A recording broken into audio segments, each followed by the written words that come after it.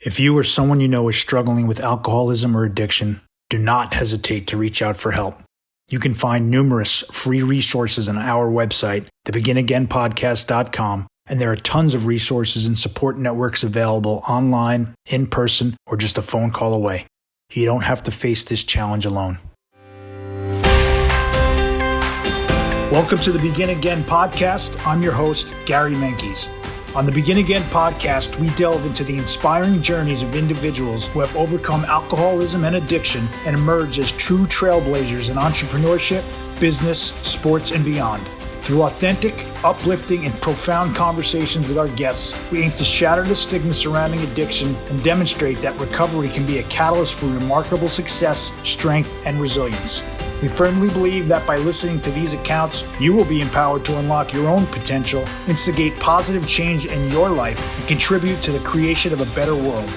So, get ready to be inspired and embark on your own personal journey of growth with the Begin Again podcast.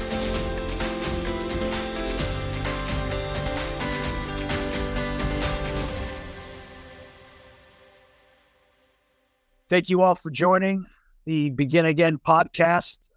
It is my great pleasure to invite today's guest. He's going to be our inaugural kickoff to the podcast, Derrick Michaud. Did I pronounce it right? Thanks for having me, Gary. It's Michaud, but apologize. No, it's all good. I leave room for error. I've grown up with my last name mispronounced. For anyone that's only listening, it's Michaud. And that D kind of throws everybody for a loop because it's silent. So, gotcha. But Gary, thanks for doing this with me, and I'm glad to be your first.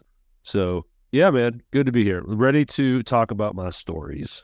You and I hit it off the first time we spoke. I reached out to you for your company to help me with launching this podcast, and I think about 10 minutes into it, I told you a little bit about myself, being sober going on 17 years, how I turned my life around and how I wanted to build a podcast around that. And you kind of stopped me there and said, hey, I'm in a similar boat. And you had an amazing story to tell. Super glad you're my first one, Derrick. It's me too. And I remember pitching this to you. I'm like, hey, I'll do an interview with you. Let's break the ice that way, get you comfortable, because I know this is brand new to you. I know this is going to work because alcoholism is a disease that affects millions, and there's not enough podcasts out there. There's plenty of podcasts, but you can't have enough podcasts talking about this, because you're always going to find people that don't have this kind of content to lean on. A lot of people in your circle will spread it around, so a lot of new ears and eyeballs will be on this, hearing stories that may help them and make them feel better, knowing they're not alone, but also it might encourage them or inspire them to speak out for themselves and seek for help with their family, because a lot of people feel shameful about their problem too. They don't want to, either they're in complete denial or they get it, but they don't want to show their hand. I completely agree with all of that. And it's funny, looking into things you just mentioned, this is one area where you really can't have enough. There's certain avenues and it feels like a crowded space, but to me, there can't be enough of these. There can always be more of these. So the idea and keeping things simple, keep it simple, stupid is one of the mantras of the podcast, is the hope that to hear these stories will inspire and help one person today. I remember early on in my journey, I was struggling, and I saw some people, whether it be celebrities or athletes or people who were doing better than I was, that had gotten sober and turned their lives around, I was super encouraged, and I wanted to hear those stories. So it was super helpful. Absolutely. You know, I think it's important for your audience to get to know you more too. I know you're leaning on guests like myself, which is great, hearing everyone's stories, but it's important the audience engages with you and they get to know who Gary is. So never be shy to pepper in your parts of your story. I'm giving you coaching on the podcast. Our audience, the audience is seeing us work in real time. So, sure. But for real. So, but okay, man, I'm no longer your producer. I'm your guest. So I'll let you start and do what you want to do. Sure. Derrick, how long have you been sober? May 19th will be 9 years. Oh, wow. That's right. We have similar close sobriety dates. I'm May 23rd, 2006. Wow, that's so close. Yeah. 2014, and my story begins going to rehab. I went to a facility. You did? Okay. Yeah, and it was life-changing, but leading up to that, I tried crimes, you know how that works. It never was stuck. Some were longer than others. But to put it in perspective, I finally got a DUI in 2012. And I say finally because the probability of me getting a DUI was very high. I was a very irresponsible drunk driver. And so I get my DUI and, you get a lawyer and the first thing they do is extend it. They give you more time, keep extending it, which was great because I was able to save money and figure that whole thing out. Well, it ended up being a full year before I had the final thing. I would say within 3 weeks, maybe 4 weeks after getting arrested, I was drinking and driving again. But I kept it light, right? I didn't get hammered and drive. I just had a few drinks and drove, right? All those excuses. So I do that, and then finally I get my sentencing, I guess is what you'd call it. Saying it that way makes it sound like I was in there for murder, but paid everything up, paid for my whole probation, which was 6 months, paid it all on the front end. And that comes into play because they let me out early. But I quit drinking, quit smoking weed, The drugging thing was far behind me anyway. But I behaved, take a test. So after 4 months on my fourth test, they let me go. They're like, you're good to go. You're paid up. Often they're chasing money down, but good behavior, I guess, if you will. And they let me go. 2 weeks later, I'm drinking and driving again. So, that's and it all finally came to a head on the morning of May 19, after a long night at a casino with some old friends of mine that I hadn't seen in a while. Ended up crashing on a floor, casino, completely, being unprofessional is the terms of my job, calling out that morning. But coming up to that point, I was on thin ice because I was calling out a lot more. I was showing up to work, even showered, and, good hygiene. Some people would walk up to me and be like, dude, you smell like alcohol. Stay away from the supervisor. Don't get on a forklift. Just warning you. And I'm like, damn, deodorant, brush teeth, shower, and everything. So things were really building up, and my anxiety just couldn't handle it anymore. And I found myself in that hotel room by myself. My buddy leaves. So I have the room to myself for a couple hours, and those walls started caving in, and I knew I needed help. Something was different. This was a different kind of anxiety attack or different position I was in. So luckily, at the time I had a therapist, still the same therapist. I've been seeing the same gentleman for 10 years, or more than 10 years now. And I text him, man, I need help. I need to see you today. And he's like, 12 o'clock, which means he gave me his lunch, right? I make my way there. I'm holding it together. I have felt what I felt before. I just felt like the weight of the universe was on me, crushing me.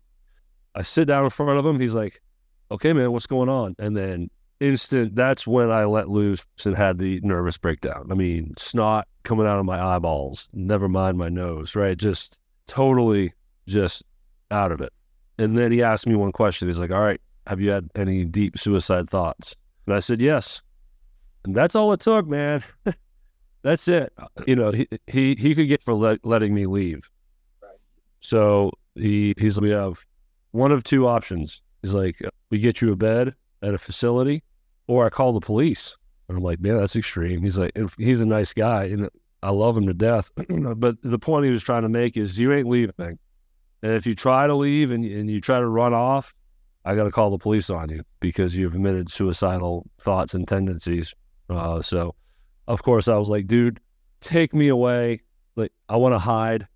Anything I can do, put in place. I was all in. He's like, all right. So he found me a bed at a place called Parkwood in Olive Branch, Mississippi. And he drove me there, and his wife followed us. He drove my car.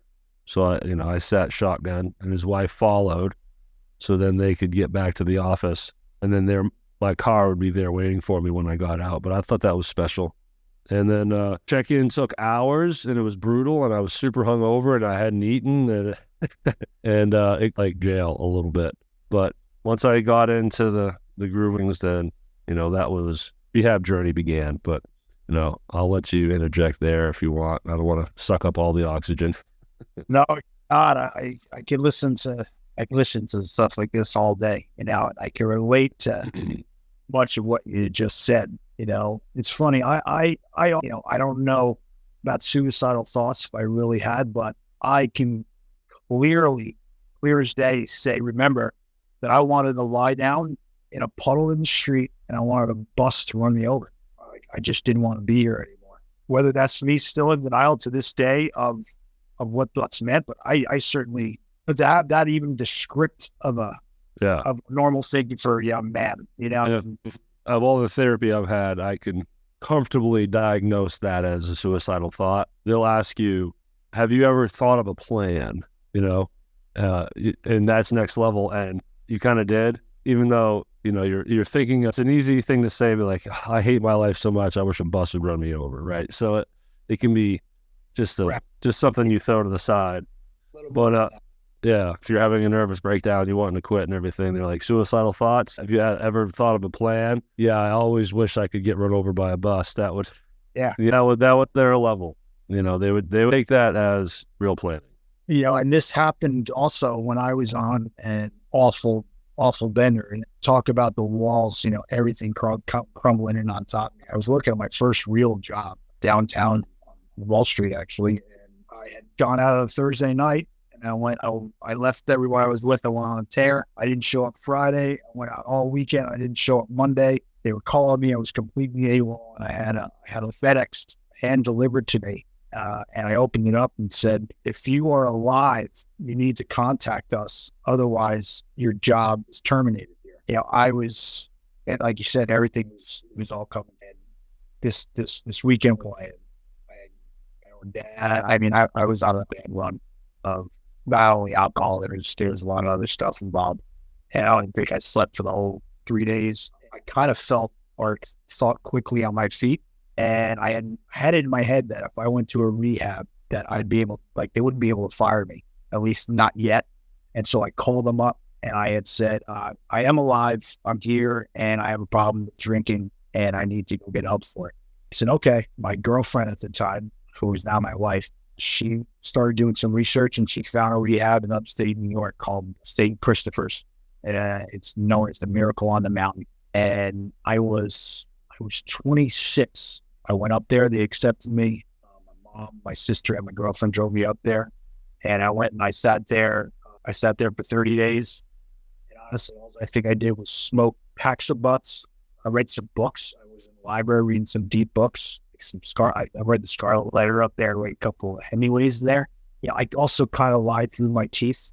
I was good at lying, getting away with shit. Excuse my language. My podcast, I guess. You get good at hiding the everything. Yeah.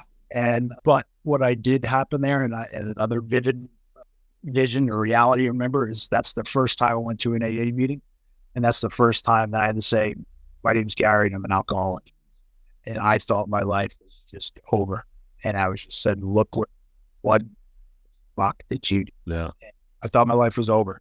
Little did I know that was the first little seed that was planted in this body, in this soul, this mind and heart, that my life was. I had the chance to completely turn around. It's amazing what happens when you stand out loud. It really does change something in your head. Yeah, I wasn't necessarily ready. I was kind of, and I wasn't ready to say that. I went up to the rehab and stayed there for 30 days. I came back, I kept the job. I'd never put 90 days together. And I was in and out for 4 years until May 13th, 2006. I misspoke. My May 23rd I had a widowmaker heart attack 4 years ago. That's another topic. But May 13th, 2006 is my city date. I'm not even really sure what happened that night. I was sitting in my apartment on West 12th Street in New York City and just asking myself, I'm the oldest oldest cousin on my mom's side. 21 younger cousins, and they kind of looked up to me. And I remember thinking about them and thinking, is this what you want? Is this what you want them to look up to? And for whatever reason, something was entered in me. I didn't want to live that way anymore, Derrick. I just didn't. And Yep. I always knew that I'd probably have to stop drinking at some point, but I wasn't going to go to the AA route. I wasn't like them. I was do everything on my own. Man, was that a crock. And the next morning I found myself calling, intergroup and finding the meeting, and my journey started. That was May 13th, 2006. That's awesome. And like I said, my life was over then too. I thought everything I knew, everything about who Gary Menkes was going to be over. I was going to lose all my friends. I was going to lose my identity, everything, but I didn't want to live the way anymore. And none of that was true. My life was just started getting going. Yeah, I consider it a rebirth, Sure. Born again Christian, we all know it, but when you quit drinking or drugging, I look at that as another rebirth, because I like making the analogy where once you quit drinking, your journey, you age in dog years. So when you're fresh, at least in my situation and what I've learned, when you freshly quit, even when you get out of rehab, like that's right, when you're no longer supervised and you're on your own. Yeah. You're vulnerable, you're sensitive, you're raw, I wanted attention, I get upset if I didn't the attention that I felt like I was supposed to get. I was moody, a baby. But the more you threw it and you learn your coping skills and you just keep moving forward. And mine was one-on-one therapy, psychotherapy. That's the route I took that works for me.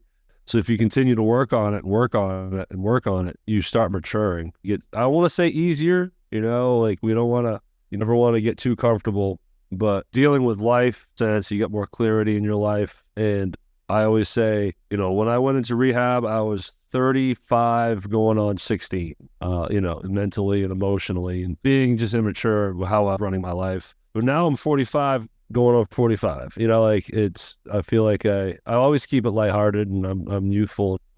I've caught back up. I'm a responsible, I would think, good person. I would never own a business like I own now. That would not be a thought. But you don't know that day one. And that was the other issue, is you want to race to what it's like, what's it like being sober in 5 years? You hear these stories of other people. I'm 5 years sober, 7 years sober, and all of a sudden they've had all these blessings and they're successful. And you're like, man, I want that, but I'm on day 5. So it can be this daunting journey ahead of you. But I promise you, anyone listening, if you keep at it, those blessings do come. Because in my world, I started saying yes instead of no, and running from adversity or running from challenges that I didn't feel like I had, lack of confidence, feeling like I'm not good enough for that job or for this or that. And I just started saying yes, fighting through that fear. And if you would have told me 9 years ago I'd be a business owner, I would have thought, you need to go to rehab because you're smoking crack, sir. That's what I would have said. But yeah. But you said 30 days inside? All inpatient? Yeah, 30. That's pretty good. Mine was different. Luckily, ironically, I worked for Pfizer. I worked for a Pfizer distribution company, so I was on boxes of Zoloft and all these antidepressants, right? But I got short-term disability, which was huge, and you're allowed up to 13 weeks. So, of course, the rehab facility saw that, and they're like, oh, okay, we're going to put you on a big plan. But I went inpatient for 2 weeks, and they let you out once they evaluate you, and they feel safe, so then you can leave, but you're still every day an outpatient, every day. You got to go every day to another facility. And I was having complications, and, I wasn't thinking straight. I was still off. I think the medication needed to be redialed in. I said a few things that, the therapists, at the terms of where my head was at, they walked me down the hill to the inpatient facility again. No, they're like, we got to go. I was like, I didn't have any clothes, Yeah. I can't call they took my phone, so I can't call anyone. Let them know once I get inside, then I can make phone calls. But I'll tell you what, that second round, that's where it all clicked. I said, I never want to do this again. I never want to be in here again. And I knew how it felt leaving, just after 2 weeks, it felt weird leaving, to the point where when the group would be doing group meetings and the far majority of the people didn't give a shit, they were there because the law put them in there or mom and dad forced them in there, not paying attention. And I would just stand up and be like, y'all, boom. And I would just try to lead. I started kind of leading the group, not leading, but I was always a voice of like, hey, y'all need to pay attention, because I want this therapy. You're screwing everything up, taking the nurse's time and the therapist's time away from your shenanigans. Like, I'm here to learn, people. That's how I'd say it. I'm here to learn because I don't want to come back here ever. So after that second inpatient stint, and then I finished out all my outpatient, and it was a total of 11 weeks. And best thing I could have done, and here I am, soon to be 9 years later. That's such powerful stuff, right? To be from where I'll call it the gift you had. You had the gift of desperation and the gift you didn't want to live that way anymore. And to have the switch where, you're kind of in and out, you're struggling to like, guys, don't mess this up for me. Like, I need this. That's such a beautiful thing. I know you don't want to be here. I know this is a nuisance to you. Right. But don't be a nuisance to me and others. There were others that were like in my boat. So I look for them too. I'm like, over here, we're here to learn. So can you at least be quiet? New chapter, second chance on life. And that's the name. That's like the Begin Again podcast, because we really get to begin again here. Absolutely. Coming in, I forget how you said it, not to paraphrase you, about when you came in, you were, now you're a 45-year-old and a 45-year-old. I said I was an adult in stature, physical stature, but I was a scared little boy. Yep. I didn't know it. I did not know that. I thought I was not afraid of anything. And, alcohol helped that. Once I started a couple of cocktails in me, I wasn't afraid. I kind of lived that way. And I had a lot of crashes and a lot of burns. Similar to you, I had DUI too. My journey with the law started when I was 16 years old. I was the night before Thanksgiving. And it's a big night in my town. The whole town seems to be out. And I snuck into the town bar, Port McCool's in Port Washington. And I woke up Thanksgiving morning with a first-degree assault of a police officer.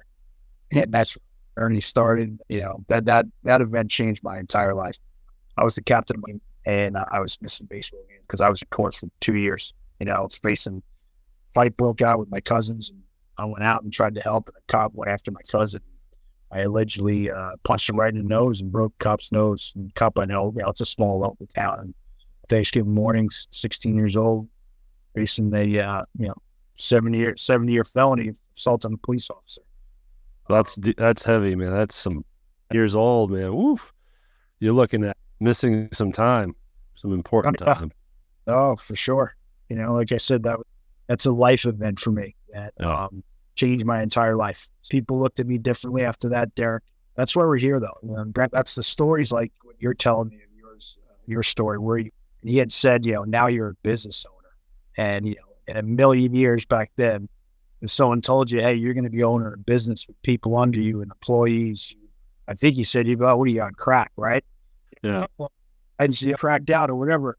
But that's what this is about. That's what I'm hoping this podcast is going to do.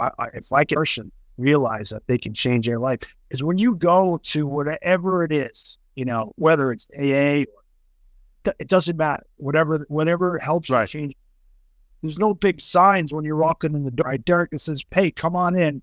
You can completely change your life around. You can completely do a 180. Just come on in and listen to what we're telling you." Yeah. Like, that's what goes. You have to figure it out on our own. But that's what does happen. And it's, again, begin again. A good way for me to explain what my experience is now with the business. You, Gary, but you, the listener, may have a very positive trait in you that's dormant and that you were too afraid to try or didn't even know existed. And I didn't know that I could be a leader. I was a follower all my life, even a teenager, and way before I was 15 when I smoked my first joint and started. I was just a follower, quiet kid, and then throughout my whole 20s and 30s, still just like a gypsy floating through the air, right? Just, following people and never having confidence in myself. I would try an idea for whatever it may have been and would give up on it. Well, I sobered up and I finally started saying yes to ideas and different jobs. It caught fire, and I had that power with each decision, with each new layer of adversity that I'd hit. I'm like, well, I'm not stopping. So figure it out, and you get stronger and stronger and stronger. And then sure enough, what I never knew about myself is I lead a team. I'm a leader now. I'm at the top making all the decisions and pulling strings and getting people to do stuff for me now. And I like it. I enjoy it. I feel I'm pretty good at it. I had no idea that gene was in me. And that would have never come out if I would have continued to drink. So that's another motivator. Like, quit drinking and you'll never know the core of you and what comes out of it. And then 5 years after sobriety, you're a mission leader or you're heading the band or whatever. Don't sell yourself short. You don't know what's inside because the alcohol is like dampening the fire, right? You get those hot coals and that's all that anxiety and that stress and that hate and that lack of confidence. But the fire burns it hotter and then you just keep dousing it. And it just sits there like an ashtray, right? But when you eliminate the stuff that you're pouring on the fire, it's going to burn hot for a minute. Eventually it will go away, and then you start thinking clearer. And if you, as a side hobby, if you've always wanted to paint and never did it, now pull up some Bob Ross, buy the right tools, and next thing you know, you're painting. So, and then you might become an artist. You might realize, I'm really good at this. I never knew that. Right. Now you do. Totally agree. I say it all the time. I say, as long as I'm sober and I'm on this path, anything's possible. Yeah. And I think I'm better or bigger than all this and I can handle that. Everything's possible in the worst ways. And I've discovered so much of myself in the last 17 years. Like I said, I came inside, I was a scared boy. I became a man in sobriety. I learned integrity. I learned responsibility. I learned accountability. And you mentioned being a leader. There's nothing that makes me happier than having friends or family members give me a call on something real and ask for advice just because of the person they think that I am. It could be anything. It could be something small, because I wasn't getting any of those phone calls before. I wasn't getting any phone calls, period, when I was out there. I was stay away from this guy, it's those little things, like you said, you don't know. You don't know what's possible for you. Now, I certainly didn't know. I didn't know what was possible. And same thing, like I came in industry and I was just trying to get better. And then when the walls were crumbling, I thought, I'm an industry that is a big kind of go out and entertain. And I said, how am I going to advance my career in this industry if I can't go out and entertain? I had a real kind of struggle with that. And a funny thing happened, Derrick, is I worked at a big trade desk. Must have been a couple hundred people on this floor. And lo and behold, people started coming up to me saying, hey, can I talk to you after work? And saying, I heard you stop drinking. Can you help me out? And it was a group of us. And then on the client side, people had heard. People trusted me more. When I was out there, I was a complete, you had no idea what you were going to get, ever. I could be the happiest guy in the place and drop to the dive, I'll be the nastiest guy really quick. And when I was sober, when I was learning to become sober, people trusted me, Yep. And there was no more lying. There was no more bullshit that goes along with, all the fear and anxiety of not knowing what you did the night before. But, just touching on what you said, there's really, sky's the limit if you really believe in yourself. And for me, believe myself started when I got sober. When you build trust, it's another motivator because now you got more people you don't want to let down. Yes. That's always something in your back of your mind. Like, man, I'm miserable, but not only am I hurting myself, but my family and all my friends. I'm going to let them down, and that can be a motivator too. But I'd like to touch on something, Please. That I experienced, and then maybe people can relate and experience the same thing. And I would say the biggest struggle I had was being around my friends and they drink. You're going to think this is crazy, but when I left rehab, I quit my job at Pfizer and went back on the road. So context, I was a professional musician, touring bass player from, a working bass player from 2001 to now, still, but various levels. And I spent 5 years in Nashville, toured full time. And that's when that was party time. That was peak drug use and alcoholic and everything.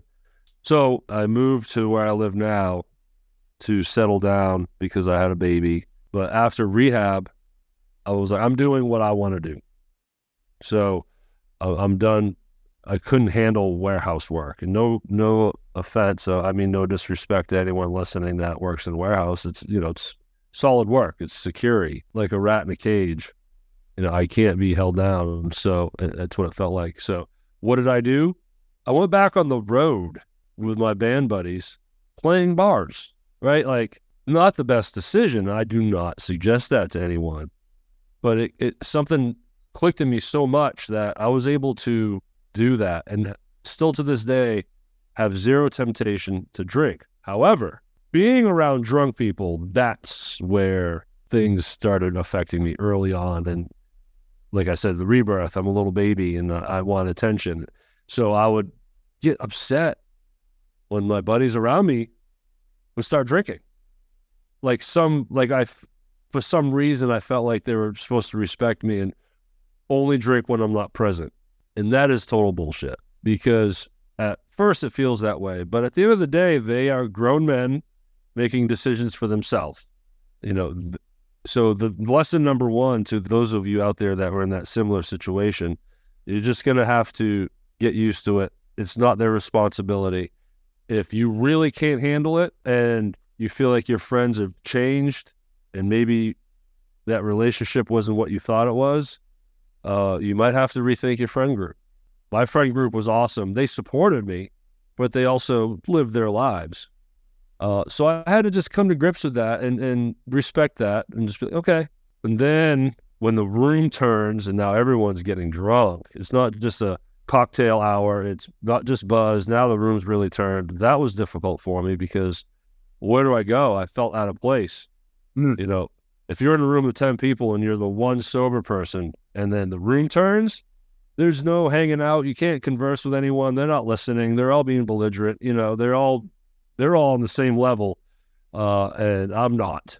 So that would make me feel uncomfortable. And then I finally just built the confidence and just like, well, it's up to me on how I react to this. I can not be here and not feel bad about not being here. I came from the old school where, oh, what are you, a P word? I'll refrain from using that word, but, well, what are you, a P word? Oh, you're not going to hang with us? And they'd talk you into it and make you do something you didn't want to do. I got over the fear of that. And of course, my friends never did that. And I was like, oh. And then they were like, here's the keys to the van. If you want to go chill, sorry, we'll be done. We're going to hang for another hour. But if you want to go, I'm like, give me the keys. I'd hang in the van, pull up Netflix. And once I got used to that, I was like, oh, this is easy now. Like, it's okay to separate myself when it's time. I go do my thing. I don't care what anyone thinks about it. And it's peaceful. And I just break myself away from that. And that was a big lesson to learn. And luckily, in a way, the kind of alcoholic I was, to tamper down the anxiety. So in order for me to be in bars all along, I would go to be with my friends, but I had to get hammered to be able to deal with that social anxiety. So when I quit and wasn't on the road and had patches of time where I didn't play in bands, I never went to the bars because I didn't care. Where it's tough, and I have empathy for the people that go to the bars because they are super extroverted and it's hanging out with a crowd of people that, they're so extroverted that they have tons of friends. They walk into a bar and they know 30 people. They're part of the scene. They're there. and they drink because they want to have fun. They don't need to drink to get over the anxiety. They're there. They're already there, and now they're getting hammered. Well, when they get rid of the drinking, man, they'll always have the urge to go out because that's their life. Right. So, I have extra empathy for those situations, because now you're also going to really quickly find out who your real friends are, because the ones that don't want to hang out with you now, they don't call you anymore. You've detached from them. Okay, that's life, and you drift away, and then you'll find more like-minded people. But I don't want to say I feel bad. I don't want to pity or give anyone sympathy, but I empathize with those that have an extreme happy social life, but now they have to go into the lion's den and fight that urge of drinking, where once I quit drinking and I didn't have to go to a bar, I didn't go to a bar. It's the last place I wanted to be because I didn't want to deal with it. I don't want to be social in that place.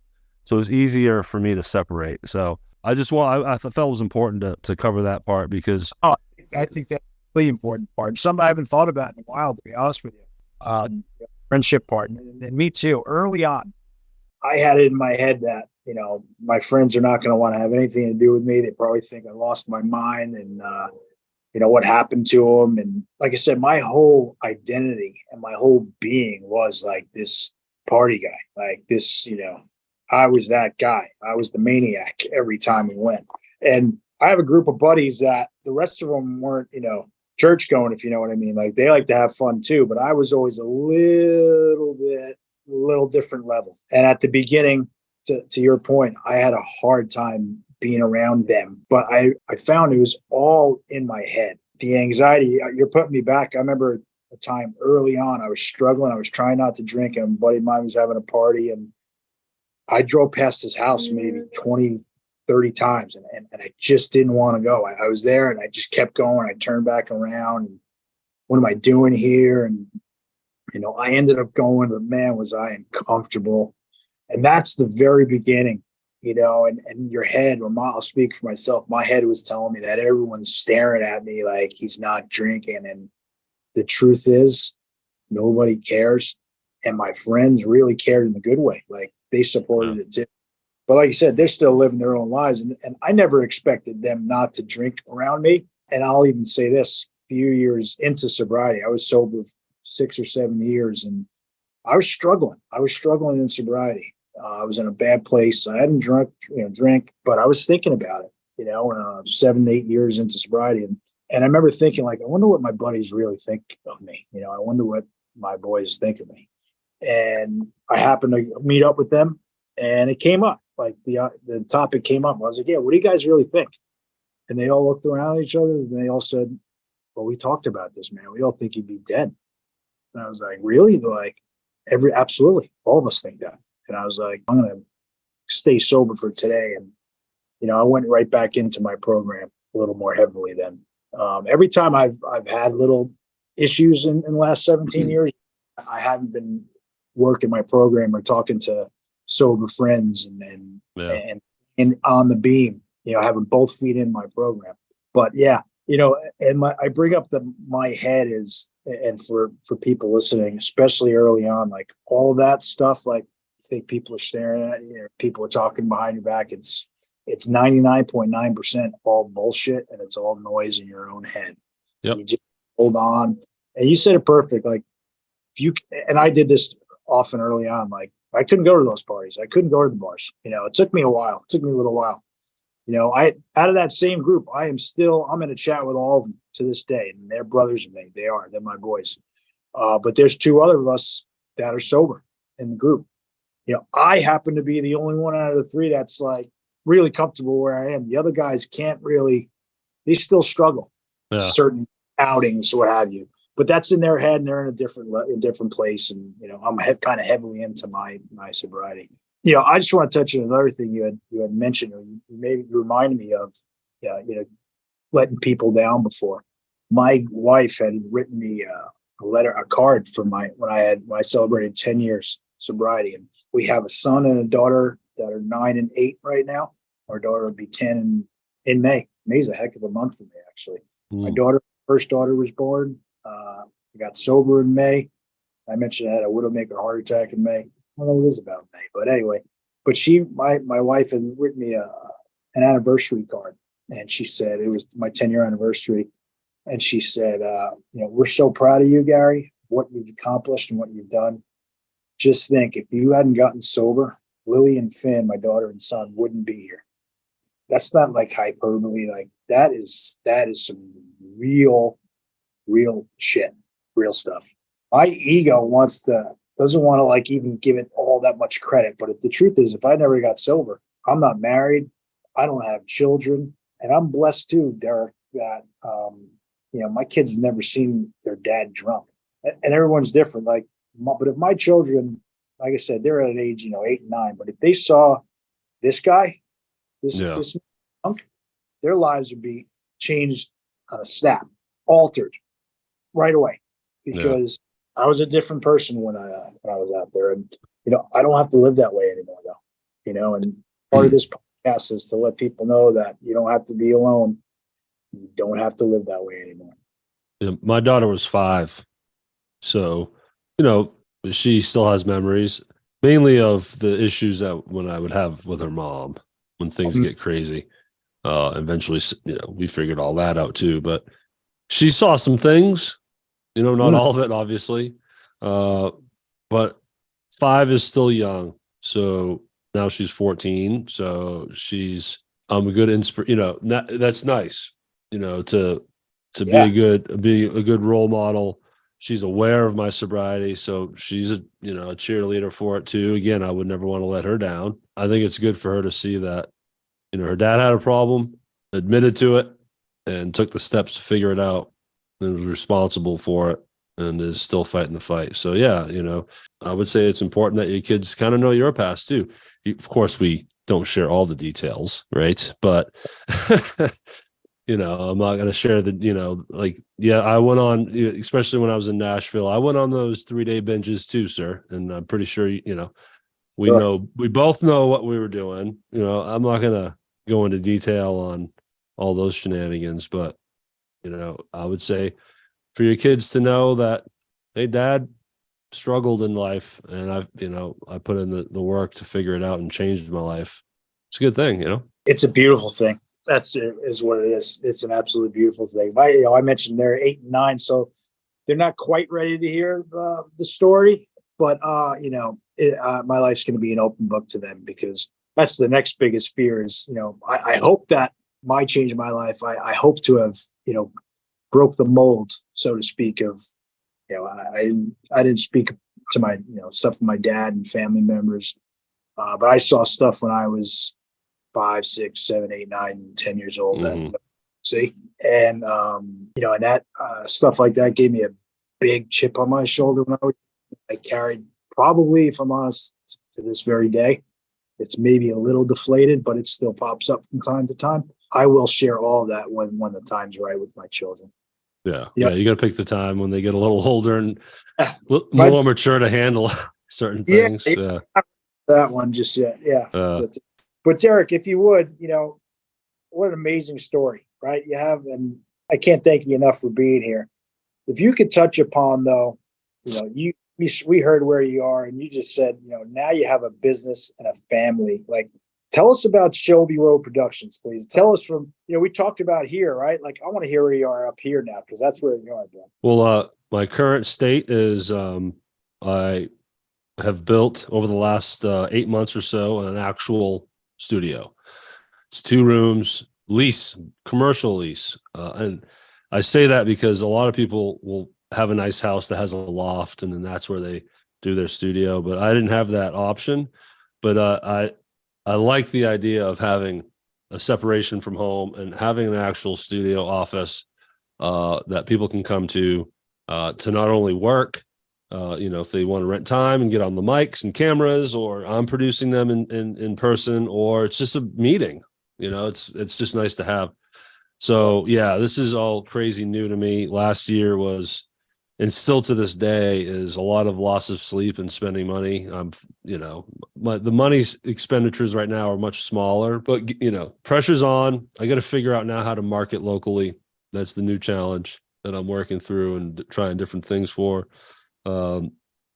But I still produce a lot of podcasts for people like yourself, Gary, that's remote, and we connect. You're a good referral, but I also get a lot of clients from upwork.com and produce podcasts, and we can repurpose with micro content, graphic designing for cover art and thumbnails, and we've been offering that since the beginning. It all started, I got my first client as a little freelance editor in January of 18. I had just turned 40. And that's when things shifted, and that little side hustle caught fire.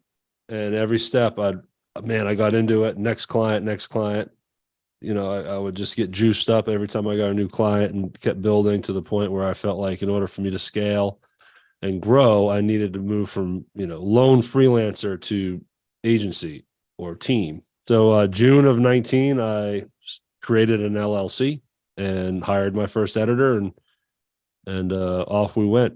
The editor was able to take stuff off my plate. I had no business giving up that bottom line. At the very beginning, you lose money.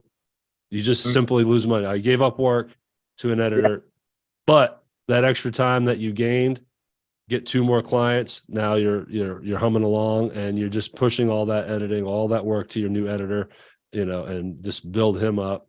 And that's how I was able to stack. And then he says, okay, I can only handle about 8 hours a week. All right, find a new editor. And then create solutions for other problems that I kept hearing from these people that wanted a podcast.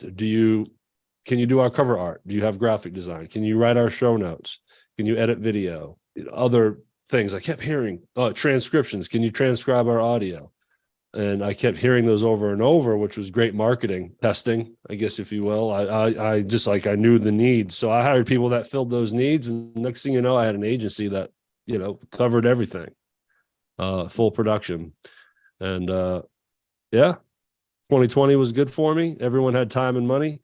So a lot of people ramped up their podcasts, and so it's been a crazy ride, but leasing 2 rooms in a commercial space, I really pushed my chips in on this. I just knew it's time for me to grow, to figure out how to be a local thriving business.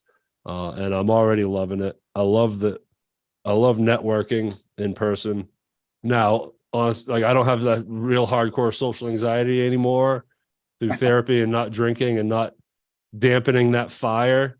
I let it burn out. And now it's I love going to ribbon cuttings, and I joined a B&I group, so I get referrals through that.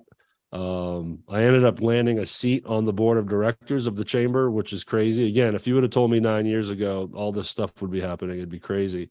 So I try to get more involved in the community. I'm finally going to be, buying booth spaces for our little summer events and marketing that way. And I'm so excited for that, because I have never felt comfortable with the online marketing stuff with email outreach and funnels, and just works. It works if you do it right, but it never clicked with me. And now I'm realizing locally it's fun. It's more fun. So that's kind of where things are at now. That is awesome. Now, full disclosure, Derrick runs all of my podcasts, and he's done everything he just mentioned for this podcast. Where can we find you, Derrick? Where's the best way to reach out and get in touch with you? Shelby Row Productions, and ROW, Shelby with a B, ShelbyRowProductions.com. Sign up for a free consultation. There's a Calendly button right there. Click it, schedule 15 minutes for a free consult. And, we can meet and see if a podcast is something that you would like to do. I'm glad that we crossed paths, Gary, because this is the first time that I get a new client that the content that is being generated so connects with me. I'll produce a podcast for anyone. And if it's about orthopedics or nutrition, which doesn't connect with my fat butt, all of that stuff. But you're the first one to come in, not only for a self-help or help people through addictions. It's specific to alcohol, which I think is important too. You want to niche down. Topics of drugs are always going to come up on this podcast, because let's face it, you end up doing other stuff. But for people to know that their main disease was alcohol, and there's a podcast specific for alcoholism. Yep. You're good, so I'm glad that we are collaborating now, and looking forward to, doing editing. By the time someone's listening to this, you are fully launched. Right. So when I say I'm looking forward to producing you, as we record this, we're still in the development phase. Of course. Yeah, man, this is going to be a fun collaboration. Let's build this audience up and help some people. Yeah, let's do it. And I get the sense, Derrick, just from today that, I think we're going to have a part 2, because I got a lot out of this. And, I can't thank you enough for your time and your honesty and being so open to come on here. And, the idea of this was to try to help one person today, the entrepreneurship level of this, I just hope to share with the audience of, no matter how far down the scale you've been, you can totally change your life around. And, maybe a little more on the entrepreneur side of your business next time, but I'd love to have you back on here again, Derrick, for sure. That'd be awesome. I'll jump on that opportunity anytime, my friend. All right, my friend. Well, it's been a pleasure, and I'll put your email and your contact info on the somewhere around here so people can find you, and I'll support you any way I can as well, my man. Awesome. Thanks, Gary. All right, Derrick. Have a great one. I'll talk to you later. All right. Bye.